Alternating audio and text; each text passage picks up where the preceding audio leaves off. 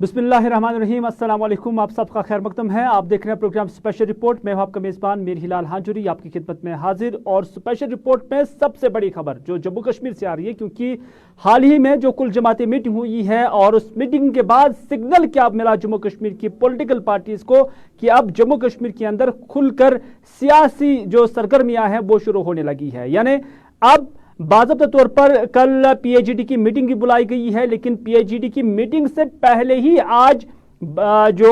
PDP है उनकी जानब से भी मीटिंग बुलाई गई है। कल पीएचईडी की मीटिंग काफी अहमियत की हामिल मीटिंग कहा जा सकता है, क्योंकि उसमें आइंदा के लाहेअमल के हवाले से जो गौर खोज है वो किया जा सकता है। यानी इसमें शायद ये बात भी आ सकती है कि जो आइंदा होने वाले इलेक्शंस हैं, क्योंकि गवर्नमेंट ऑफ इंडिया की जानब से ये साफ सिग्नल मिला है कि अब जम्मू कश्मीर के अंदर इलेक्शन कराने हैं। यानी सरकार, मरकजी सरकार के सामने इलेक्शन करना एक बड़ा चैलेंज है, एक बड़ा टारगेट है, लेकिन इसको अचीव करते हुए अब जो बॉल है वो सियासी खीमों के अंदर भी है। और सियासी जमातों के साथ जब बात करते हैं तो उनका मानना है कि इलेक्शन लड़ने से वो कभी दूर नहीं रहे हैं, लेकिन उससे पहले जम्मू कश्मीर के अंदर स्टेटहुड की बहाली जो है सबसे प्रायोरिटी बताया जाता है। लेकिन देखने वाली बात होगी कि क्या स्टेटहुड की बहाली भी हो जाएगी, क्योंकि कल जो पीएचईडी की मीटिंग होगी उस पर क्या गुफ्तशनीद होगी। क्या उनकी जानब से ये बार बार गवर्नमेंट ऑफ इंडिया से कहा जाएगा, उन्हें बावर कराया जाएगा कि जम्मू कश्मीर के अंदर अब पहले स्टेट बहाल होनी चाहिए डिलिमिटेशन के साथ ही, और उसके बाद ही चुनाव कराइए, और उस पर भी गुफ्तशनीद होगी। और साथ ही साथ क्या ये इलेक्शंस मुत्तहिद होकर लड़े जाएंगे जम्मू कश्मीर के अंदर, ये भी एक्सपेक्ट है कि कल की इस मीटिंग के अंदर जरूर ये सवालात उठ सकते हैं, मौजूआत उठ सकते हैं। लेकिन उससे पहले नेशनल कॉन्फ्रेंस की मीटिंग तो अभी नहीं हुई, लेकिन पीडीपी की मीटिंग आज जरूर हुई है। सरताज मदनी का आज वहां पर वेलकम किया गया, जो काफी वक्त तक जेर हिरासत थे, और उन्हें जब रिहा किया गया तो आज महबूबा मुफ्ती की सदारत पे वहां एक मीटिंग भी हुई है। पार्टी लीडरान वहां पर मौजूद थे,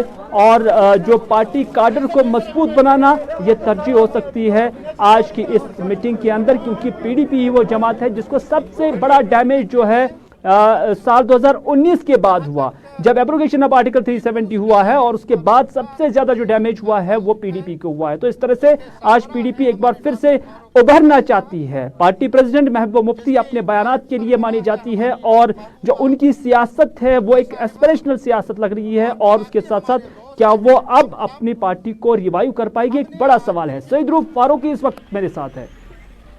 रूफ, आपसे जानना चाहेंगे कि पीडीपी की जानब से आज मीटिंग शुरू हुई है, कल पीएचईडी की मीटिंग है, किस तनाजुर में आप देख रहे हैं? क्या आपको लग रहा है कि पार्टी भी अब इलेक्शन के लिए तैयार हो रही है, और इस हवाले से वर्क ऑर्डर को भी अब बता रही है कि आप ग्राउंड लेवल पर वर्क आउट जो रीच आउट है वो आप मुतय्यन करिए, और उसके बाद जो सिलसिला है वो शुरू होने वाला है?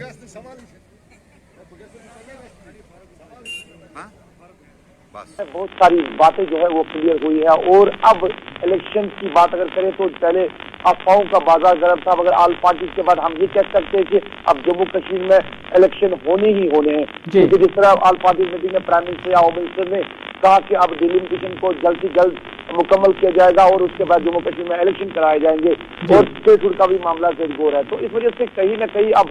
जो यहाँ की पॉलिटिकल पार्टीज है उन्होंने भी अपनी जो लोगों तक पहुंचने के लिए है, पब्लिक तक जो अपने आप को पहुंचाने के लिए या एजेंडा पहुंचाने के लिए कहीं ना कहीं जो पार्टी को अब मुतहरिक होने की बात कही है। तो पीडीपी का आज इजलास है, इजलास से जो उनके सीनियर लीडर जो है वो 6 महीने के बाद जो रिहा हुए हैं सरताज मदनी, उनका आज वहाँ पे वेलकम हुआ, और उसके साथ साथ पार्टी लीडरान ने जो डिस्ट्रिक्ट के उनके डिस्ट्रिक्ट प्रेसिडेंट या जोनल प्रेसिडेंट है उनको भी इजलास में तलब किया गया है कि अब किस तरह आगे की हिकमत अमली जो है वो मुरतब करनी है, किस तरह आगे जो पीडीपी का मंशूर है वो पीडीपी को काफी डैमेज हुआ है एब्रोगेशन ऑफ आर्टिकल 370 के बाद, कि किस तरह से ताश के पत्तों की तरह उनके जो लीडरान है वो बिखर गए और दोनों दूसरी पार्टियों में वो शामिल हुए। तो पार्टी के लिए उभरना और अभी फिर से सर्वाइव और रिवाइव करना कितना मुश्किल आपको लग रहा है, या कि पार्टी का काडर अभी भी ग्राउंड पर है? देखिए, बेशक लीडरान तो चले गए हैं, इसमें शक नहीं है, क्योंकि साल 2019 के बाद या सरकार गिरने के बाद यहाँ पे देखा जाए तो पीडीपी को काफी ज्यादा जो है नुकसान उठाना पड़ा है। उनके सीनियर लीडर जो मिनिस्टर रह चुके कैबिनेट में उनको दर्जा मिला है वो पार्टी छोड़कर चले गए। मगर अगर हम काडर की बात करें तो कहीं ना कहीं काडर जो है वो पीडीपी के साथ जुड़ा हुआ है, वो महबूबा मुफ्ती के साथ जुड़ा हुआ है। जिस तरह जब भी महबूबा मुफ्ती किसी इलाके में गई है जहाँ पे उन्होंने चाहे पब्लिक रैली की बात करें या बाकी तरीके से लोगों से मिलने की बात की, तो एक कार्डर जो उनका था वो उनके सामने जरूर आया। तो इसलिए ये लग रहा है कि जो नुकसान उनको लीडरों का उठाना पड़ा है, लीडर चले गए हैं, मगर जो लोग, जिन लोगों को कल इलेक्शन में पार्टिसिपेट करना है, वोट देना है या पार्टी को मुंतखब करना है, उनके नुमाइंदों को मुंतखब करना है, वो लोग जो है वो अभी भी पार्टी के साथ जुड़े हुए हैं। कल हमने उमर अब्दुल्ला से पूछा था कि क्या आप एक साथ यानी गुपकार अलायंस में जो PAGD बना है, पीपल्स अलायंस पर गुपकार एजेंडा, गुपकार डिक्लेरेशन, क्या उसके बैनर तले आप ये इलेक्शन लड़ेंगे ठीक उसी तरह पार्टी बुनियादों पर ही सही, लेकिन जो शीट शेयरिंग है क्या वो हो सकती है? तो उस पर उन्होंने लपकुशाई नहीं की थी और कहा कि अप्रोप्रिएट टाइम नहीं है क्योंकि फिर खदशात जन्म लेते हैं। लेकिन क्या आपको लग रहा है कि कल जो PAGD की मीटिंग होने जा रही है तो उसमें क्या इस तरह के सवालात उठ सकते हैं, इस तरह के मौज़ूआत उठ सकते हैं कि किस तरह से लड़ा जाए?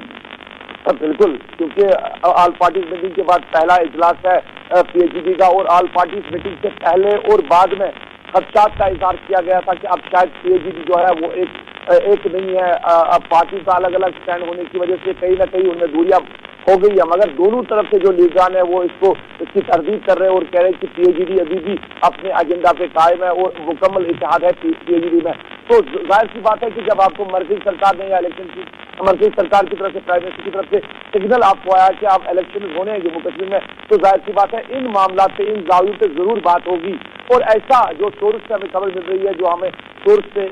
बात जो हुई सामने आई है कि PAGD जो है मुत्तफिका तौर पर सारे लीडरान का ये अभी तक फैसला सामने आ रहा है, और जिसमें अगर बात करें बड़े जो कार्डर है नेशनल कॉन्फ्रेंस और PDP की बात करें तो बेशतर लीडरान का ये मानना है कि PAGD को इकट्ठा होकर इलेक्शन लड़ना होगा, क्योंकि जिस तरह के हालात अब जम्मू कश्मीर बने हैं, बहुत सारी पार्टियां जो बन गई हैं और कहीं ना कहीं लोगों का जो वोट ना बच जाए। देखिए, मुख्तसरन आपसे जानना चाहूंगा क्योंकि बड़ी तेजी से वक्त भी जा रहा है। इससे पहले हमने देखा कि जो GDC इंतखाबात हुए थे उस वक्त भी गुपकार अलायंस के बैनर तले ही उस वक्त भी शीट शेयरिंग हुई थी, लेकिन फिर हमने देखा कि किस तरह से उसकी वायलेशन भी हुई है। तो असेंबली इंतखाबात में क्या आपको नहीं लग रहा कि बड़ा चैलेंज है गुपकार अलायंस के लिए जो सीट शेयरिंग है उसको करना, और उसके बाद क्या वो पार्टी के जो लीडरान हैं क्या वो पार्टी के अंदर ही रहेंगे जो कुर्बानी देंगे? तो ये एक बड़ा चैलेंज नहीं समझते आप? देखिए हिलाल, जब अब BDC की बात करें तो ज्यादा टाइम नहीं मिला था पार्टी, दोनों पार्टी के लिए या पूरे PAGD के लिए कि वो इसके लिए एक्सरसाइज करे पहले सारे, क्योंकि इलेक्शन हो गया था, पहले उन्होंने ना किया था, फिर एकदम से इन्होंने PAGD बनाया और इलेक्शन में हिस्सा लिया। आज की बात करें असेंबली इंतखाबात है और पहले से ही अगर 4-5 महीने से पहले तैयारियां हो रही है तो इसका मतलब है कि हर एक मामले को देखा जाएगा, किस लीडर को मैंडेट मिलेगा, किस पार्टी को कहां से ज्यादा गिरफ्त है, और उसी हिसाब से इसको आगे बढ़ा जाएगा। जिस तरह की सोर्स से हमें खबर मिल रही है, जो डिजिटल लीडरान से जो हमारी बात हुई है, तो ऐसा लग रहा है कि PAGD अभी भी एक है और PAGD जो है असेंबली इंतखाबात में जो है मिलकर इलेक्शन लड़ सकती है, और बाकी जो पार्टीज हैं उनके लिए जो है टफ हो सकता है, खतरा हो सकता है कि अगर नेशनल कॉन्फ्रेंस और PDP दो बड़ी पार्टियां एक होकर मैदान में आ सकती है। चले रूप, बहुत बहुत शुक्रिया। कहीं ना कहीं यही खबर सामने आ रही है कि अगर PAGD के जो मेंबरान जमाते हैं उनके दरमियान इत्तेफाक बनता है सीट शेयरिंग के हवाले से, तो वो बाकी जमातों के लिए एक बड़ा खतरा और बड़ा चैलेंज साबित हो सकता है। लेकिन मतलब और मुद्दा यही है कि क्या PAGD के दरमियान कोई इत्तेफाक राय बनता है? अभी तक अगरचे PAD लग रहा है कि सही सिमत में जा रहा है, लेकिन आगे जब इलेक्शन होंगे चैलेंज बहुत सारे होंगे, क्योंकि जहां किसी कॉन्स्टिट्यूंसी पर किसी पार्टी को कुर्बानी देनी होगी और वहां पर किसी पार्टी का लीडर नहीं होगा, तो क्या वो फिर आगे बढ़ पाएंगे? क्या वो दूसरी पार्टी में नहीं तो जाएंगे? क्या उससे जो किसी पार्टी का वोट कार्डर है वो खराब तो नहीं हो जाएगा? एक बड़ा चैलेंज गुपकार अलायंस की जमातों के लिए आने वाले वक्त में नजर आ रहा है। चलिए अब बात करते हैं अवंतीपोरा की, क्योंकि अवंतीपोरा में कल शाम बंदूक बरदारों ने एक घर के अंदर जाकर एक SPO समेत उसके 2 अहले खाना को हलाक किया है, और ये रात के वक्त हुआ है, लगभग 11 बजे के आसपास। कल जब ये वाक़ा पेश हुआ, एक ही घर के 3 अफराद जब जाम बहक हुए, तो आज अलसुबह ही जो IGP कश्मीर है उन्होंने उस इलाके का दौरा किया, उस घर में गए और उसके बाद जो बाकी लवाहिकीन थे उनकी ढारस बंदाई और उनके साथ जो है हम कलाम हुए और उन्हें इस दुख की घड़ी में बराबर शरीक होने का उन्हें यकीन दिलाया। और साथ ही साथ IGP कश्मीर का ये भी मानना है कि जो भी अफराद इस हमले में या इन अमवात में जो भी मुलविस होंगे तो उनके खिलाफ कार्रवाई की जाएगी, क्योंकि जब ये हमला हुआ इस घर के अंदर मिलिटेंट दाखिल हुए और उसके बाद ही हमने देखा कि पूरे इलाके को मुहसरे में लिया गया है। पुलिस का मानना है कि जैश ए मोहम्मद तंजीम से वाबस्ता मिलिटेंट हो सकते हैं इस वारदात के पीछे, क्योंकि आईजीपी कश्मीर ने जब मीडिया के नुमाइंदों के साथ बात की तो उन्होंने कहा कि इस इलाके में ज्यादातर जैश ए मोहम्मद मिलिटेंट तंजीम से वाबस्ता मिलिटेंटों का आना जाना रहता है, तो इस तरह से ज्यादा खदशात या ऐसा लग रहा है कि यहाँ वही ज्यादा एक्टिव हैं। और जो 2 मिलिटेंटों की निशानदेही के हवाले से बात की जा रही है तो उनमें बताया जा रहा है कि एक फॉरेन मिलिटेंट भी हो सकता है। मीडिया नुमाइंदों के साथ बात की है आईजीपी कश्मीर विजय कुमार ने। ऑपरेशन फ्रंट एंड पे काम करते हैं, ऑपरेशन करते हुए तो नई बात नहीं है। जैसा कि इस एरिया मीटिंग का विजिट जाता है तो रात 2 टेरिस्ट आए और मीडिया से लग रहा था कि एक्टिव है। उन्होंने हमारे एसपी को बदल फायर किया, उनकी माँ बेटी से बचाने के उसको फायर किया और तीनों को हॉस्पिटल ले गया गया, बाद में शहीद हो गए। हम लोग को बहुत दुख है और बहुत जल्दी इसको आइडेंटिफाई करके इसमें यूटिलाइज करेंगे। तो जानकारी मिली कि साइड इफेक्ट से है ऑब्वियसली इस एरिया में। आईजीपी कश्मीर को आप सुन रहे थे, लेकिन आपको बताते चले कि हारी पारीग्राम का ये अवंतीपुरा का इलाका था जहां पर रात के 11 बजे ये वाक़ा पेश आया है। 3 बॉडीज एक ही घर की, और उसके बाद इलाके में भी काफी कोहरा मच गया। और उसके साथ साथ हमने देखा कि ताज़ियत पुरसी का सिलसिला भी जारी था, क्योंकि जब ये वाक़ा यहाँ पर पेश आया, एनी शाहजीन के मुताबिक उन्होंने गोलियों की आवाज़ सुनी, क्योंकि उन्हें पता नहीं था कि गोली की आवाज़ कहाँ से आ रही है। लेकिन जब वो जाई मौका पर पहुंचे तो वहां पर खून में लथपथ 3 बॉडीज को देखा और उनमें से 2 को जख्मी हालत में अगरचे अस्पताल ले जाने की कोशिश भी की गई थी, ताहम वो अस्पताल के अंदर दम तोड़ गई हैं। लेकिन पूरे इलाके के अंदर गमो गुस्से और तशवीश की लहर जो है वो दौड़ रही है।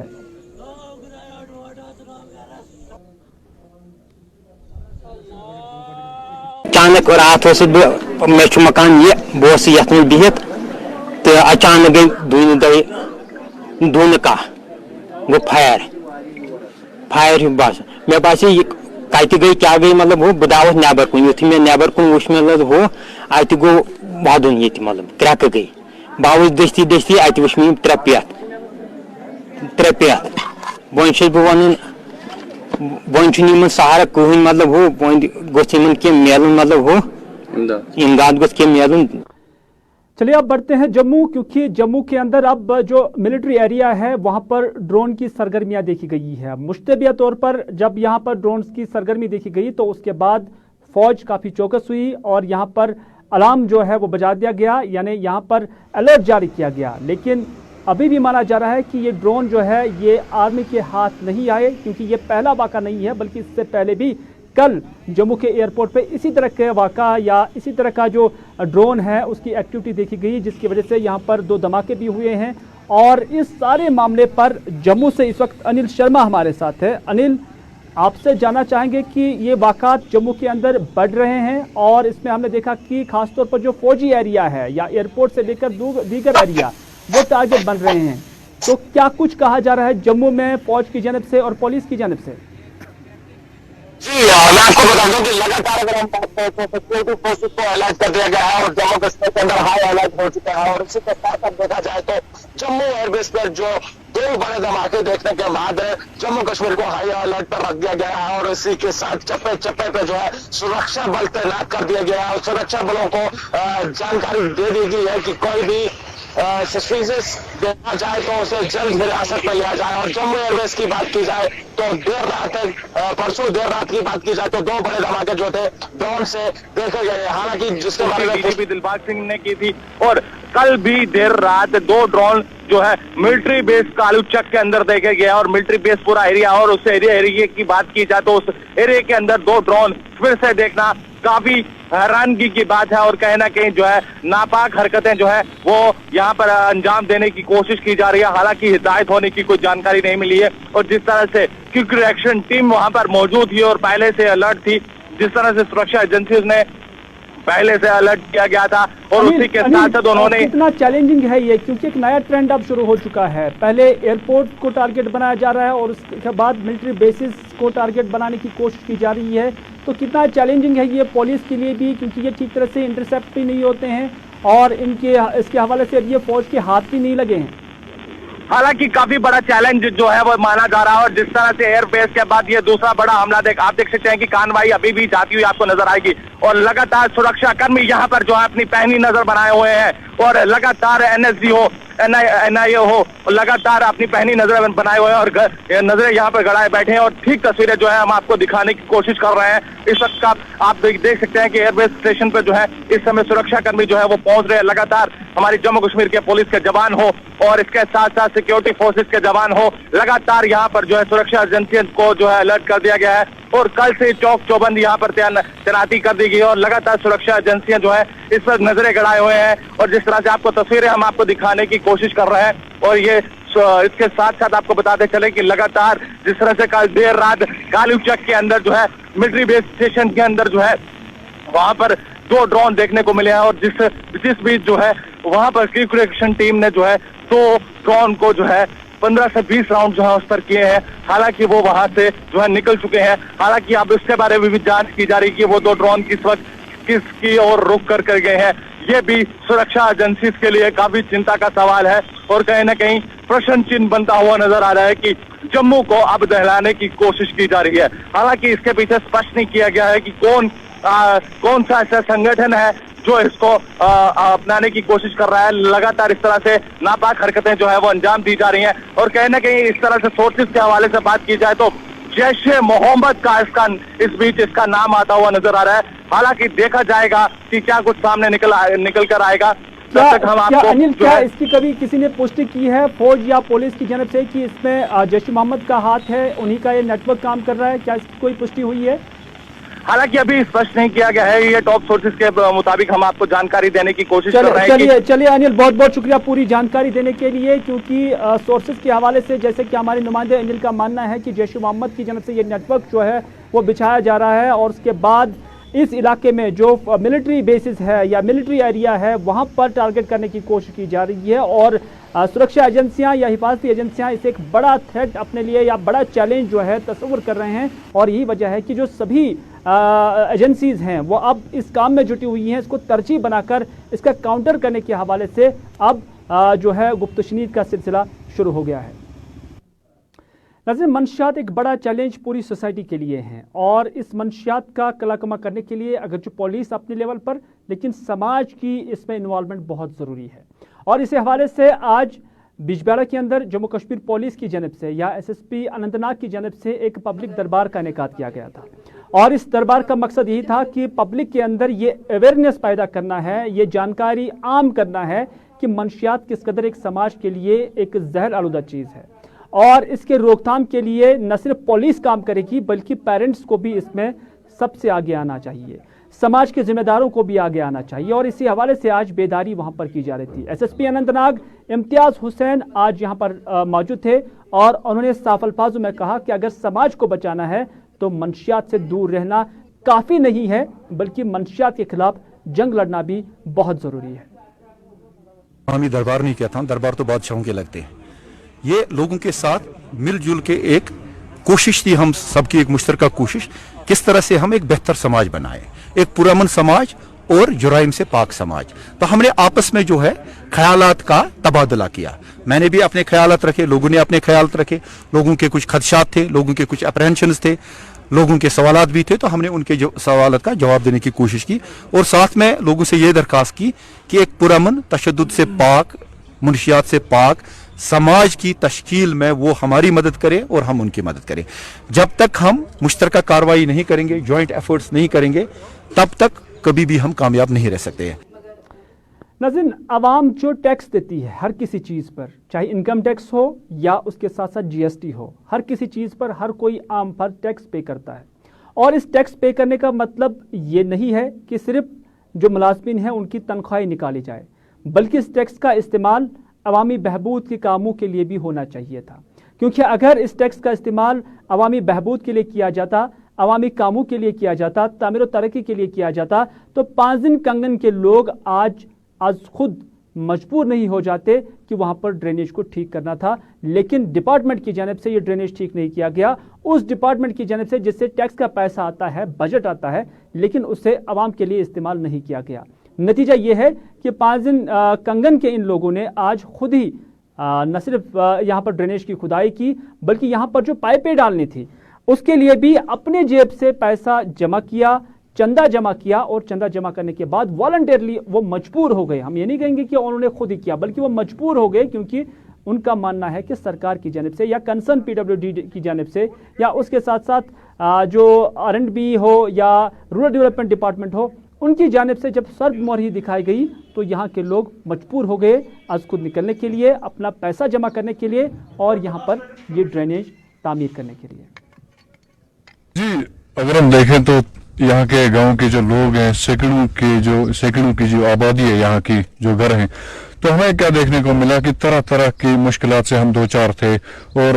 मुसीबतों में गिरे हुए थे। तो इस लिहाज से हमने क्या सोचा कि ये जो पहले का जो बेसिक जो है यहाँ का इंफ्रास्ट्रक्चर है, इसको हम खुद से ही क्यों ना मतलब ये डेवलप करें, क्योंकि बार बार हमारा मतलब ये राबता रहा ब्लॉक डेवलपमेंट से, आला हुकाम से, लेकिन इस बारे में कोई पेशरफ नहीं देखने को मिली हमें ग्राउंड लेवल पे। तो ऐसे तो दावे किए जाते हैं बहुत सारे, लेकिन ग्राउंड लेवल पे कितना काम होता है आके कोई हमसे पूछे और हम उनको दिखा देंगे। तो इससे क्या हुआ कि आखिरकार हमें जब बार बार ये ठोकरें जब खानी पड़ी दर दर की, तो इसके बाद से हमने खुद से ही वॉलंटियरली इनिशिएटिव लिया इसका, मतलब इस काम का, कि हम खुद से ही क्यों ना इसको मतलब अपने खर्चे से और अपने मैन पावर के बलबूते पे हम इसको खुद से शुरू करें और पाए तक मील तक पहुंचाए, क्योंकि हम ज्यादा देर तक मतलब इस प्रॉब्लम को फेस नहीं कर पाएंगे। So I humbly request the authority, अगर आप इस तरीके से मतलब कि लोगों का जो टैक्स का पैसा है, मतलब आप अगर उसको सही मेनू में इस्तेमाल नहीं कर सकते हैं, तो प्लीज आप गिव अप करिए रिस्पॉन्सिबिलिटी। आप एक चीज याद रखिए, आपने पाइप्स खरीदे, जो आपने लेबर्स लगाए पिछले 5 दिन से, ये आप पर्सनल पॉकेट से खर्च, पर्सनल पॉकेट से, कोई हमसे आके देख ले ग्राउंड लेवल पे आके, हमने पर्सनल पॉकेट से ही इसका खर्चा जो है खुद से दिया है। मेरे नोटिस में आज ही आया ये, और मैं कोशिश करूंगा कि ये लोगों को सफर न करना पड़े। अगर ब्लॉक वाले काम कर रहे हैं तो ये काम ग्राउंड पे होना चाहिए, और इसके लिए हम कोशिश करेंगे। टेंट वाले की बात जो है वो सही है, उसकी डिमांड जायज़ है। उसने पिछले साल हमारे ब्लॉक दिवसों में टेंट दिए, हमने लगाए, मामर में लगाए, कंगन में लगाए, वसन में लगाए, लेकिन अभी तक उस बेचारे को पैसे नहीं मिले। इसके लिए मैं भी उसके माजरत खा हूँ। आपको लगता है कि ग्राउंड जीरो पे कुछ अलग हालात, लेकिन हमें जो पैसा मिलना चाहिए वो SED ऑफिस से मिलना चाहिए, लेकिन अभी तक वो पैसा नहीं मिला। हम भी कई बार हमने दरख्वास्तें दी कि हमें ये पैसा वागुजार करो ताकि हम इनका जो बकाया है वो वागुजार करें। लेकिन नाज़रीन, जिला बांडीपुरा के गुरेज इलाके में साल 2010 के अंदर एक रोड तामीर की गई थी और इस रोड का नाम हब्बा खातून रोड रखा गया था। और इस रोड की तामीर के लिए मुतअद्दिद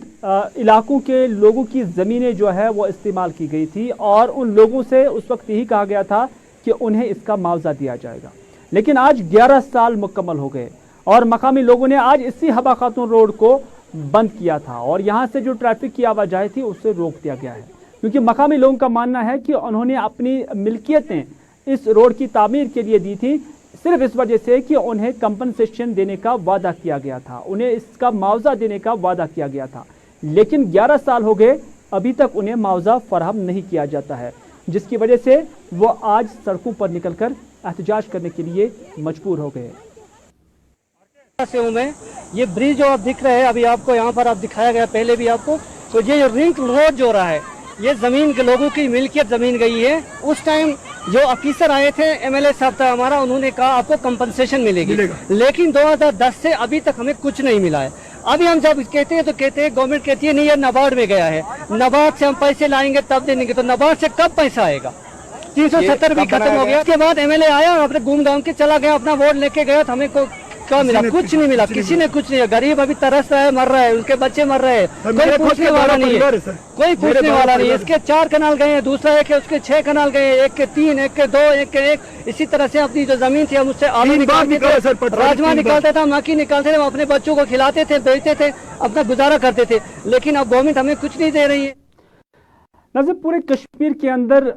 दर्जन भर से ज़्यादा ऐसे कस्बा जात हैं जहां म्यूनसिपैलिटीज़ तो हैं लेकिन वहां पर कोई डंपिंग साइट नहीं है। और जब डंपिंग साइट नहीं होती है तो उसके बाद जो इलाके का कूड़ा करकट होता है तो उन्हें सड़कों पर डंप किया जाता है, जिसकी वजह से आम लोगों को काफ़ी मुश्किलात का सामना करना पड़ता था। और इसी तरह से हंदवाड़ा के अंदर भी यही सिलसिला जारी था। सड़कों पर ही सारा कूड़ा करकट डंप किया जाता था और उससे आम लोगों को काफ़ी नुकसान भी होता था। लेकिन अब यहाँ पर डंपिंग साइट की आइडेंटिफिकेशन हो गई है और जो chief executive officer municipal committee Handwara है उनका मानना है कि अब आवाम को ये मुश्किलात नहीं होंगी, बल्कि जगह जगह पर जो अब डंप किया गया था या सड़कों पर जो डंप किया गया था कूड़ा करकट उसको अब हटाया जाएगा और सफाई का अमल भी शुरू होगा। और ये पहली बार हंदवाड़ा टाउन के अंदर होगा। यहाँ बहुत मुश्किलात है। यहाँ से 10-15 साल पहले इसमें पानी बड़ा साफ होता था, पीने का पानी होता था, मगर 10-15 साल से ये इसी जगह उन्होंने रखा है। ये बेसिकली पंडितों की ज़मीन है, ये कोई आम ज़मीन नहीं है, पंडितों की ज़मीन है। और 2 महीने पहले उन्होंने ज़मीन कुछ ले ली है, 10-15 कनाल ज़मीन इसके लिए रखी भी है। उन्होंने बोला था हम काम शुरू करेंगे, मगर अभी काम शुरू नहीं हुआ है। बड़ी मुश्किलात है। यहाँ स्कूल भी हैं, कॉलोनी भी है, 2200 से ज़्यादा कुंबे यहाँ रह रहे हैं। बड़ी मुश्किलात है इस कोविड के दौर में। चलिए नाज़रीन, ये था आज का स्पेशल रिपोर्ट। इसी के साथ दीजिए अपने मेज़बान मीर हिलाल हाजिरी को आज का स्पेशल रिपोर्ट यहीं पर इख्तिताम करने की इजाज़त, इस बात के साथ कि अगर ज़िंदगी रही तो आपसे फिर होगी मुलाकात। तब तक के लिए खुदा हाफिज़, फ़ी अमानिल्लाह।